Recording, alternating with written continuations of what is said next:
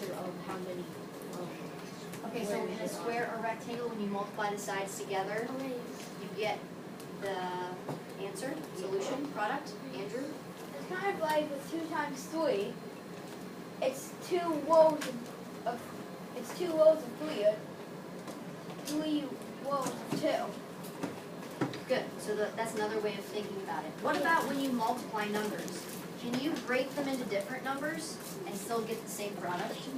Yeah. What is that called? Does anybody remember what that's called? Oh, Tommy, what is that called? breaking down. Breaking down method. Is that a rule that works all the time? No. Okay, so what if we had, for example, 8 times 6? How would you use the breakdown method to solve that problem?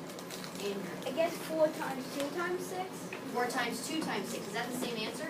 Yes. So 8 times 6 is, 4 times. what's 8 times 6? 48. And then Andrew said 4 times 2 times 4 times 2 times 6 is 48. That's the breakdown method. We're going to write that down.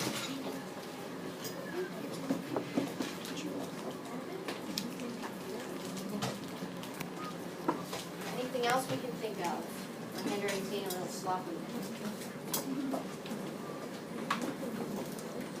What about our product? What is always true about the product in a multiplication problem compared to the numbers you are multiplying? So think about the relationship between the product and the numbers you are multiplying.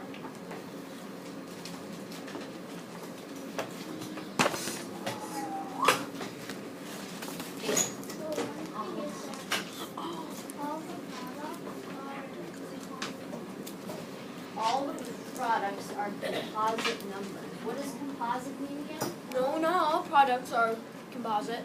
Yeah, then We're disagreeing here. some are Can someone think of an example to disprove what he just said? All answers are composite. Jennifer? 1 times 3. So your exception would be 1 times 1. So that's a ton of numbers. Always one. That's every single other. Did everyone just hear what Tara said? Say it one more time. It's always going to be a multiple of both of the numbers, like 7 times 3 equals 21. 21 is a multiple of both 7 and 3. So the product will be a multiple of both numbers. Because it's multiplication. What else do we know about the product? We're getting some great answers here. Matthew. Product divided by one of the factors equals one of the factors. So I think we're going back to the opposite rule.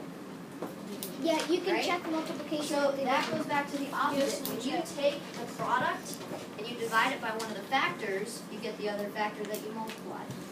That answers our opposite problem. Yeah. It's that addition is to multiplication as multiplication is to exponents, and I'm saying that because if you think about it, when you're doing multiplication, you're saying the second factor in multiplication is kind of like the exponent because it's how many times you're doing it. Interesting way to think about that. I like that way to think about it. All right, now we need to pick our top 6. You're going to be working in groups of 3 or 4. I'm going to assign you groups in just a minute. What you're going to do, you're going to be assigned one of these rules. So if I'm in a group with Mateo and Jennifer, let's say we get number 1. That's a good one. We are going to get a big piece of paper right over there. You're going to get your rule, you're going to write it at the top. You may use pictures, you may use graph paper. I have giant graph paper, I have small graph paper. And anything on this carpet is fair game that you can use. However, it should not be trampling people to get your stuff. Each team will get a turn to come up and choose whatever you want.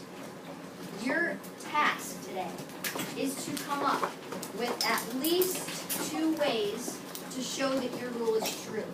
So if my group is Mateo and Jennifer, and we're doing repeated addition, we must use manipulatives, pictures, graph paper, etc. We can use algorithm. 2 ways to show that your rule is true. At least 2 ways. I'm not gonna tell you how to use any of this stuff. You have to figure it out on your own. Okay? Tara, question. So would those be just for self-student? You're not doing them on paper, you're just gonna put them on top of your paper, and then we're gonna look at each person's group. The key though for this is we're going to apply these rules to multiplying fractions. So, we know these rules work for regular algorithm multiplication, but do they work for fractions now? That's what I was saying about multiplication. So, you must use graph paper, any manipulatives you see up here, you can use pictures, algorithms. I think you remember how to multiply fractions from last year, but I don't think you've done this before, right? I don't think we did. Well, that's even better. You guys can discover it right now. Questions on what you are doing. You're going to get a rule right at the top of your line paper with your group. You can use anything. How many ways must you show it? 2, at least 2. 2 ways. Questions? All right, I'm going to make your groups. Once I make your group, then you may get started. I'll pause.